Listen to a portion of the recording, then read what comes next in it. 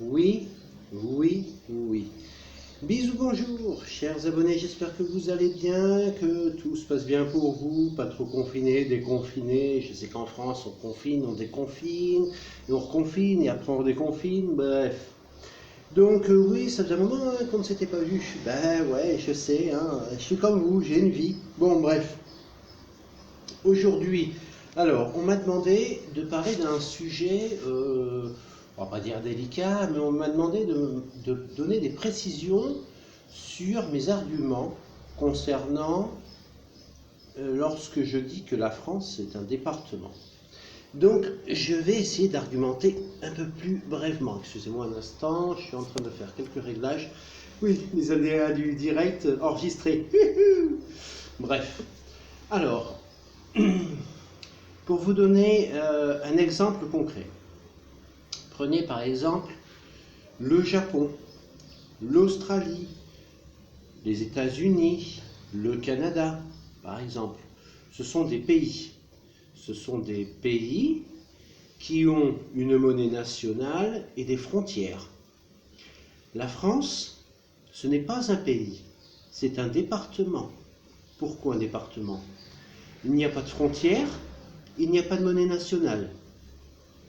Vous allez en Allemagne, en Italie, en Espagne, c'est la même monnaie. Entre la France, l'Espagne, la France, l'Allemagne, entre la France et l'Italie, il n'y a pas de frontière. Donc la France n'est pas un pays. La Suisse, par exemple, c'est un pays. Si demain, vous voulez aller en Suisse, vous allez avoir une frontière, on va vous demander soit une pièce d'identité, soit un visa.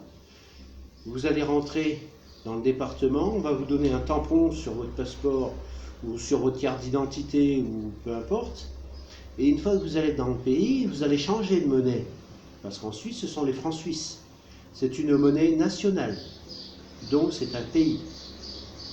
Lorsque vous revenez en France, ben vous revenez dans un département. Vous allez en Allemagne, il n'y a pas de frontière, on ne va pas vous demander de passeport, ni de visa, peut-être une pièce d'identité. Ben oui, c'est le même pays. Puisque maintenant, ça s'appelle le pays, ça s'appelle l'Europe. Donc, on va vous demander une pièce d'identité, éventuellement le temps de changer de département, qui sait, ça peut arriver. Et puis vous allez avoir la même monnaie. Donc, voilà.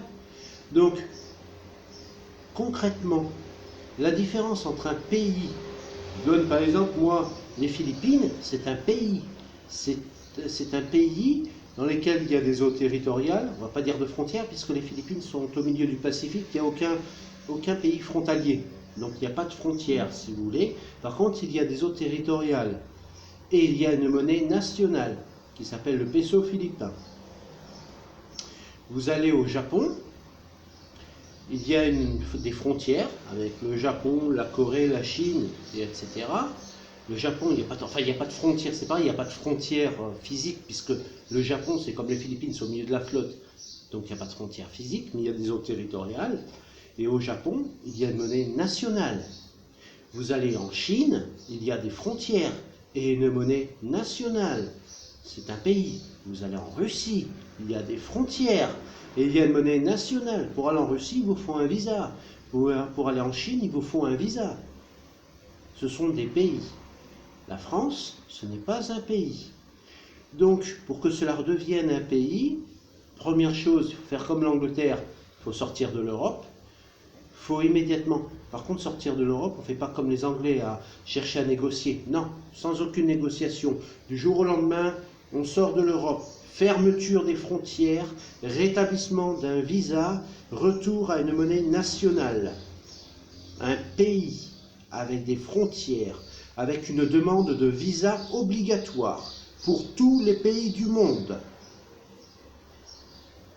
C'est comme ça que nous arriverons à pouvoir revivre et à pouvoir profiter de notre salaire, avoir un pouvoir d'achat qui nous permettra de vivre, de manger, de se nourrir, de payer nos factures et de pouvoir partir en vacances. Voilà. C'est tout simple à faire.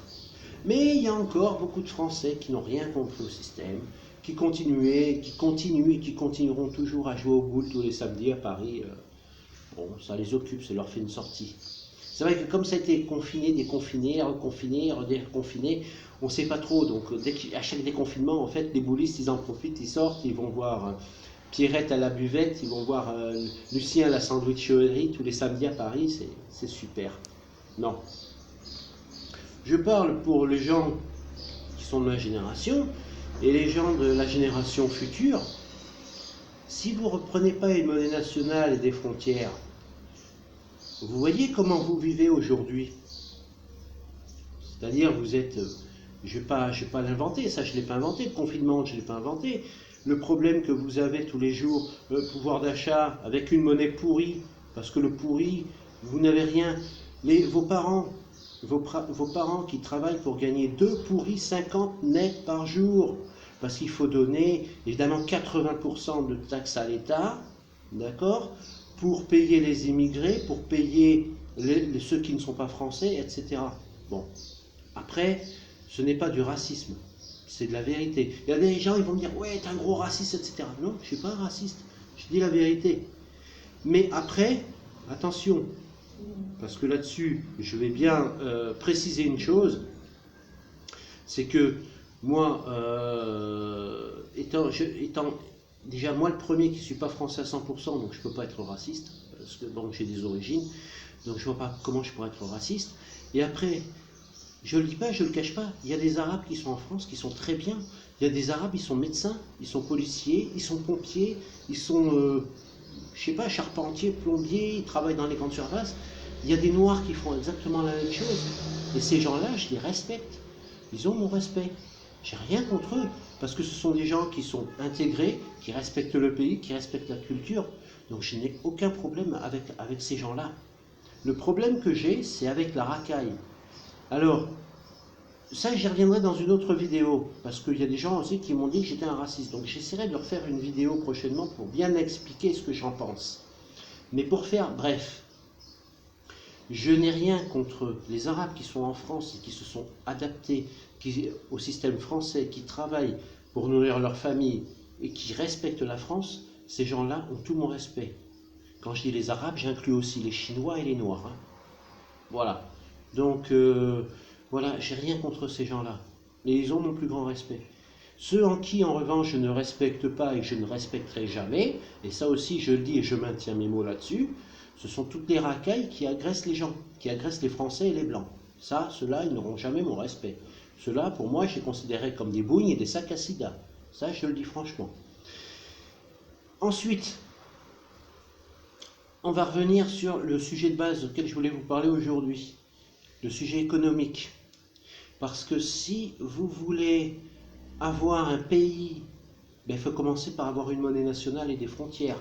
Si vous voulez vivre demain, si demain, toi, tu as 15 ans, que tu es en cours, que tu, je sais pas, tu prévois un master pour être professeur, que tu veux être médecin, que tu veux être pompier, tout ce que tu veux, pense que demain, tu vas devoir te prendre un logement, payer ton permis, t'acheter une voiture, l'essence, l'assurance, etc. Comment vas-tu y arriver si tu gagnes 2 pourris 50 nets par jour en travaillant? Par contre, si tu reviens au franc, avec une monnaie nationale et des frontières, tu pourras gagner peut-être un peu plus par jour. Je te rappelle que 1 pourri, ça fait 6 francs 55, 957. Donc, 2 pourris, ça fait 13 francs 12. Tu rajoutes 50 centimes, qui fait à peu près 3 francs et quelques. Donc, ça te fait 16 francs par jour. Moi, personnellement, je préfère vivre avec 16 francs par jour qu'avec 2 pourris 50. Parce qu'avec 16 francs, j'achète plus de choses avec 16 francs qu'avec 2 pourris 50 net par jour. Après, chacun voit midi à sa porte. Je pense que tu vois le coût de la vie commencer avec le pourri. Avec 2 pourris 50, tu t'achètes une baguette et après c'est fini, tu n'as plus rien. Avec 16 francs, tu peux t'acheter 2 baguettes, même peut-être un pain, et tu peux t'acheter aussi un paquet de... un paquet de jambon dans un supermarché, par exemple. Hein, je te dis ça comme ça en passant. Après, c'est toi qui vois, hein, moi je te passe l'info, tu en fais ce que tu veux. Donc, bref, pour améliorer le coût de la vie et arrêter d'être emmerdé par les technocrates de Bruxelles qui font l'Europe il faudrait un président qui décide pour la France, peut-être. Parce qu'aujourd'hui, ce n'est plus Paris. Paris, c'est la capitale de notre département. Voilà, c'est, on va dire, la grosse préfecture de notre département France. Ensuite, parlons du permis, parce que c'est vrai qu'on m'a posé la question, le permis, qu'en penses-tu? De nos jours, le permis, qu'est-ce que j'en pense de nos jours? Alors, le permis, vous allez payer 2000 pourris un permis. 2000 pourris, vous allez payer votre permis. Et puis, dans le permis, vous avez le code à passer et la conduite. Le code, c'est déjà plus que rébarbatif et casse-pied, puisqu'il faut avoir, je crois que c'est 5 fautes, je crois, grand maximum pour obtenir le code. Donc, tu passes ton code. Admettons, tu arrives, machin, tu fais moins de 5 fautes, etc. Super, tu es content, tu passes l'épreuve. Manque de bol, tu rates ton code. Et c'est là où l'école t'annonce qu'il faut payer 2000 pourris supplémentaires pour reprendre le code. Donc déjà, ton permis, tu le payes 4000 pourris. Déjà 4000 pourris de permis. Tu repasses ton code, tout va bien, etc. Tout se passe bien. Et puis après, il faut passer l'épreuve de la conduite. Alors, l'épreuve de la conduite, tu as 20 heures. Parce que l'auto-école, dans le forfait que tu vas payer sur les 2000 pourris de base, l'auto-école te fournit 20 heures de conduite. Jusqu'à là, nous sommes d'accord. Oui, c'est du... Je ne citerai pas la marque, c'est du gazon noir, hein, parce que je ne suis pas sponsorisé par cette marque, mais vous savez ce que c'est. Et puis il fait chaud, j'ai soif, donc je bois un coup. Bref. Donc, tu vas passer ton permis. Le permis, c'est 20 heures de conduite. Mais seulement, on te dit, tu as le moniteur qui te dit, il faut que tu payes un peu plus. Tu vas payer 1000 pourris supplémentaires pour avoir 5 heures de conduite. 5000 pourris. 5000 pourris de permis. Tu passes ton épreuve de code. Pas de code, de conduite, pardon. De conduite. Et là, on te dit, t'es recalé. Pour une raison X ou Y, tu as fait une erreur, t'es recalé. Tu as repayé ton permis. 2000 pourris supplémentaires. C'est déjà maintenant à 7000 pourris le permis. 7000 pourris. Un mois plus tard, excuse-moi, tiens. Donc un mois plus tard, tu obtiens ton permis.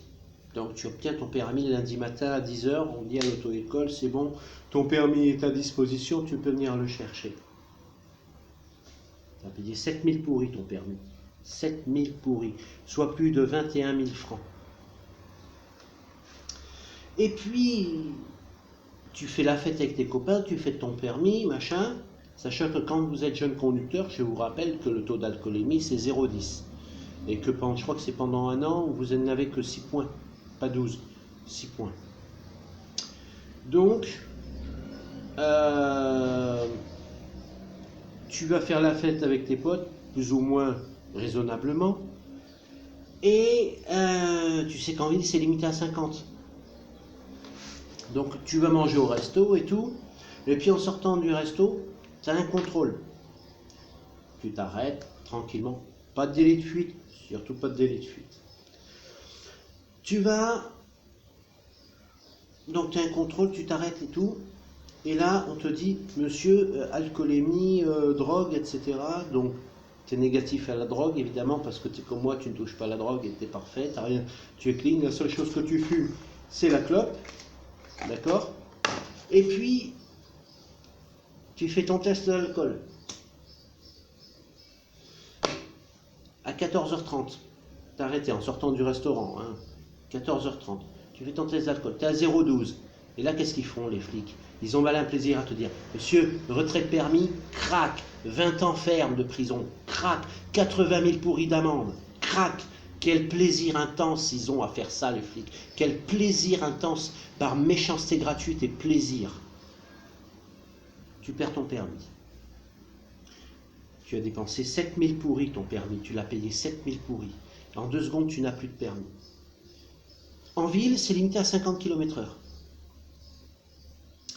Tu te fais flasher à 60. D'accord? 60 km/h. Tu te fais arrêter. Même que les flics ont une tolérance de 5 km/h, Donc, tu t'es fait flasher, tu es à 55. Machin, qu'est-ce qu'ils font les flics? Retrait de permis, moins 6 points, retrait de permis, 20 ans de prison ferme, 80 000 pourris d'amende, crac, malin plaisir, méchanceté gratuite, malin plaisir, les flics à retirer ton permis. Conclusion, tu te retrouves pour l'un ou pour l'autre, avec 80 000 pourris d'amende à payer, plus de permis, plus 7 000 pourris d'avoir acheté ton permis. Tu as acheté ton permis à 7 000 pourris que tu viens de perdre en 30 secondes, 80 000 pourris d'amende, 20 ans de prison ferme à faire. Même des fois, tu peux même, pour l'excès de vitesse, mais tu peux avoir l'alcool en plus. Donc là, tu te retrouves avec 160 000 pourris d'amende à payer. 160 000 pourris d'amende à payer. 40 ans de prison ferme. 40 ans de prison ferme. Tu n'as plus de permis et tu as perdu 7 000 pourris. À quoi ça sert d'acheter un permis aujourd'hui? À rien. Autant rouler sans permis. Hein. Au moins tu fais des économies. Tu prends 40 ans ferme, tu prends 160 000 pourris d'amende ferme, mais au moins tu as fait des économies de 7 000 pourris. À quoi ça sert? Tu payes un permis 7 000 pourris, que 5 minutes après on te l'enlève, par plaisir et méchanceté gratuite. Parce que les flics, quand ils enlèvent le permis, c'est du plaisir et de la méchanceté gratuite. Je le dis et je l'assume. Hein? Dans 80% des cas.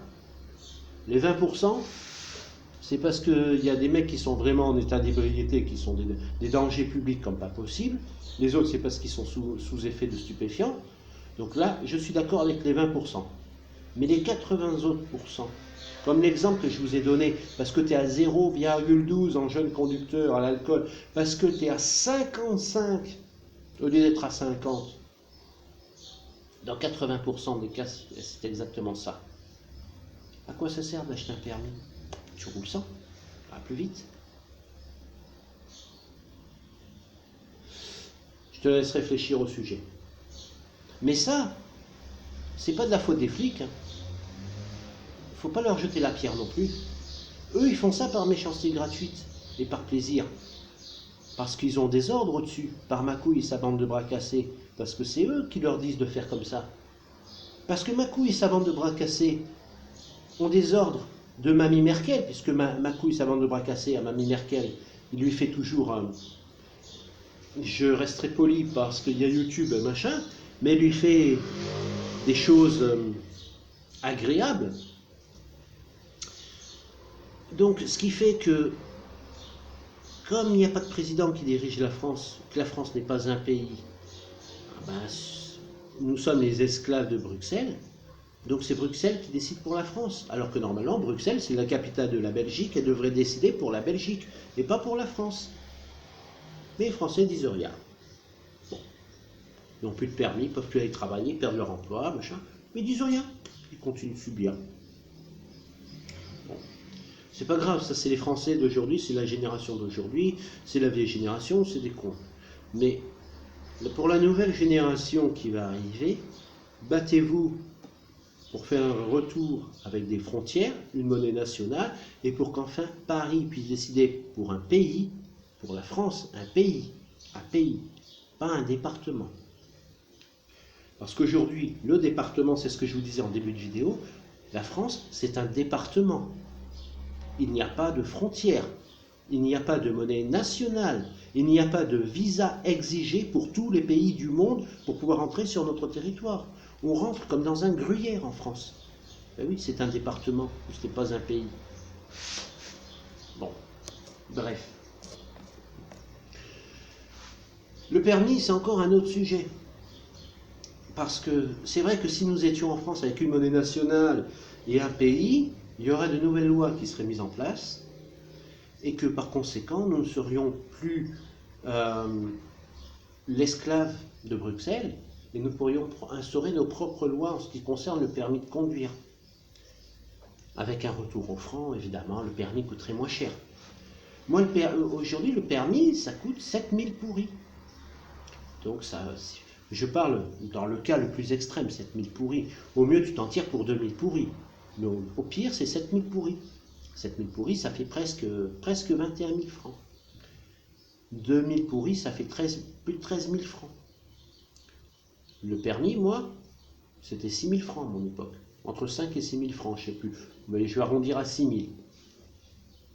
C'était 6 000 francs le permis, moi. Et lorsque moi j'ai passé mon permis, si j'ai payé 6 000 francs, les points, mais il n'y en avait pas, parce qu'à l'époque, le permis à points n'existait pas. Ça, c'est encore une superbe instauration de l'Europe. Merci l'Europe. Merci Bruxelles et les technocrates de Bruxelles. Donc, si nous étions restés en France, ben, le permis à points n'existerait pas. Regardez par exemple, je vous donne un exemple, au Japon, vous faites une infraction. Renseignez-vous, prenez des exemples par vous-même, renseignez-vous par vous-même, prenez vos propres informations. Vous faites une infraction, il n'y a pas de points. Ah, aux États-Unis, il y a des points, c'est permis à points aussi aux États-Unis. Hein. Vous avez le permis à points et vous risquez de perdre votre permis. Vous allez aux Philippines, il n'y a pas de permis à points. Aux Philippines, il n'y a même pas de permis tout court parce qu'en fait, aux Philippines, tu achètes une licence. Lorsque tu as 18 ans, enfin la loi va changer maintenant. Mais je sais qu'à l'époque, je parle moi quand j'étais encore, la loi aux Philippines, c'était lorsque tu avais 18 ans, en fait, tu payais une licence, ça te coûtait 60 pourris. 60 pourris la licence de conduite. Et après, tu payais 40 pourris pour faire une formation de 15 heures de conduite, un truc comme ça. Et après, tu avais ton truc, si tu réussis ta formation de 15 heures de conduite, en fait, ben, ton permis était validé, machin. Ça coûte 100 pourris aux Philippines, le permis. Ouais, 100 pourris. Ça en passant. Donc si vous souhaitez payer le permis moins cher, 100 pourris aux Philippines. Par contre après, il faut le faire valider en international, il faut se renseigner auprès de l'ambassade et tout. Ça coûte 240 ou 250 pourris, je ne sais plus. Moi le mien, j'avais payé à peu près 400 pourris. Hein. Quand je suis allé aux Philippines, j'ai passé mon permis aux Philippines. Enfin, j'avais passé mon permis en France, l'autre fois. Mais comme après je l'ai perdu dans leur système de permis à points, tout ça, je l'ai perdu. Je suis allé aux Philippines, je l'ai passé aux Philippines, je suis revenu en France, j'ai fait valider international, je suis revenu en France, j'ai plus de problème. En France, je peux conduire, j'ai un permis international. Donc, je suis plus soumis au point. Donc, tout ce que j'ai à faire, c'est que si moi je suis pris en flagrant délit, je paye une amende. Au pire, je peux être interdiction de conduite sur le territoire français. Au pire, si vraiment je fais une grosse infraction. Mais j'ai pas de points en moins. Puisque moi, c'est un permis international, donc il n'y a pas de points sur le permis international. C'est l'avantage, je ne vais pas me faire chier à payer un permis français. 7000 pourris pour le perdre 2 heures plus tard. Bref, ça j'y reviendrai plus tard dans une autre vidéo où je vous expliquerai comment j'ai perdu mon permis bêtement. Parce qu'à l'époque on n'avait pas les points, mais bon, quand moi j'ai passé mon permis il n'y avait pas les points, et quand j'ai perdu mon permis c'était à cause des points en fait, à force de brûler des feux rouges, des excès de vitesse de 20 km/h. Une fois j'ai brûlé un feu rouge parce que j'étais pressé, j'étais à la bourre pour aller au boulot, j'ai grillé un feu rouge, voilà, c'était 2 points en moins, 2 ou 3 points en moins à l'époque. Bon, enfin bref, j'ai fait des conneries, des petites conneries, accumulé des petites conneries, ce qui fait que j'ai perdu mon permis français. Je me suis barré aux Philippines. Aux Philippines, j'ai passé mon permis officiel aux Philippines. J'ai enfin du moins pas mon permis, ma licence. J'ai passé ma licence, ma conduite, tout ça. J'ai validé mon permis international. Quand je suis revenu en France, j'ai dit au Schmitt, plein de choses. J'ai dit maintenant, celui-là, vous ne pourrez pas me le retirer. Ils pourront m'interdire une conduite en France, mais bon, ils ne pourront pas me le retirer parce que c'est un permis international et sans points.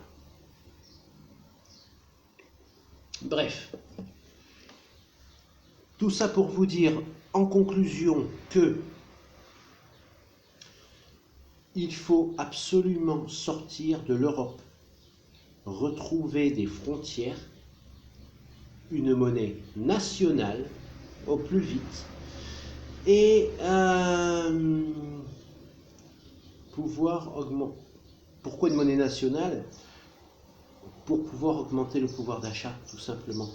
Je vous rappelle que 1 pourri, ça fait 6 francs 55 957. Sur un salaire de 1000 pourris, quand on vous prend 80%, il vous reste 200 pourris.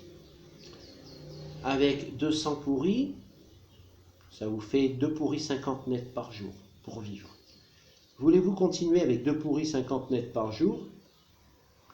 Voulez-vous vivre avec 16 francs nets par jour? Au départ. Attention, au départ.